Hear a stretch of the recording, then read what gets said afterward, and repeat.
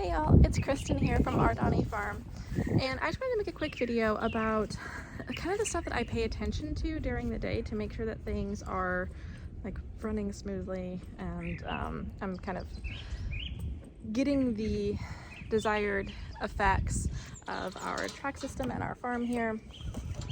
And I was just sitting here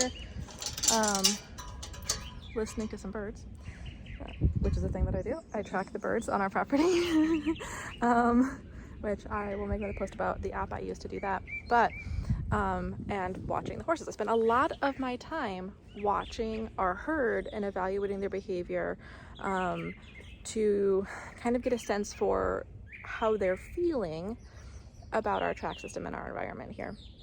And so while watching them just now, I wanted to point out a couple of things that I kind of look for throughout a day to make sure that I'm meeting their needs in terms of their availability of forage and all those sorts of things. So I wanted to point out right now, I'm going to turn around here, that Cleo here is laying down. She's having a nap in the sand. We have Allie and Dakota just kind of standing and sunbathing.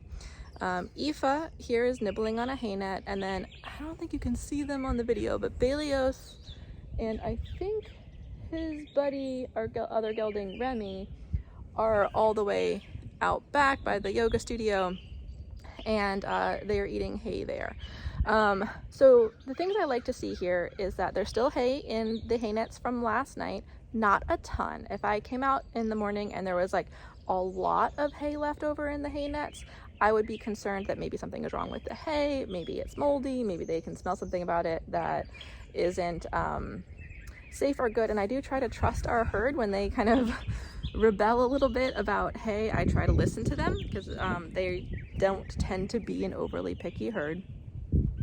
So there is some hay in the hay nets, what I would consider to be the correct amount from the hay that I put out yesterday or last night. And even though there's hay in the hay nets, they are chilling, they're relaxing.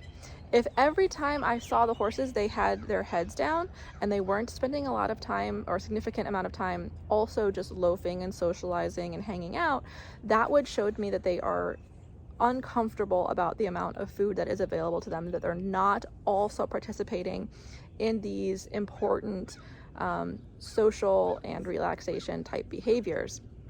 So the fact that I can see the horses here just kind of relaxing and chilling, even though hay is around, that is a good sign for me.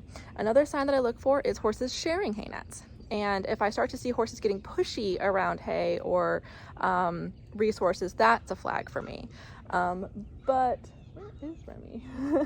But the fact that, you know, Aoife is very easily, she's one of the horses on our farm who have a kind of a larger bubble around food. She had a starvation incident as a young horse. She came in through rescue. And she is one who can have a defensive nature around food. So watching her eat very calmly with Dakota standing very close by, that's something that I would put in the plus column as I'm kind of analyzing the behaviors of the herd. Again, I'll also see Cleo, who's another horse who can have some food protection tendencies, has been in the past very insecure around food. A lot of people would call this dominant, showing dominant behaviors, but I think it really stemmed from an insecurity. I'll often see her and Allie sharing a hay net. And that, again, I would put that in the plus column. If I saw Cleo starting to be really defensive about food again, something that tells me that something in her is being triggered, some fear that food maybe won't be available, and maybe I have misjudged how much hay I need to be putting out at any given time. The fact that they are, here, we'll turn around here. Aoife just kind of walked away to go explore to see what else is around. You can see her heading down the track over here, and now Dakota is starting to nibble on the hay that was here. Also a good sign. While this exchange happened, Allie didn't move. She's still hanging out, and Cleo is still napping. You can hear Remy, but oh, he's behind the wall. Okay. So Remy is also, he's just over here on this side of the wall, and he is taking in this, there he is, taking in the sun. So now he's walking out to go see what's going on. So a little bit of exploring happening. No one's super stressed. Some horses are eating, some horses are napping, they're sharing space well.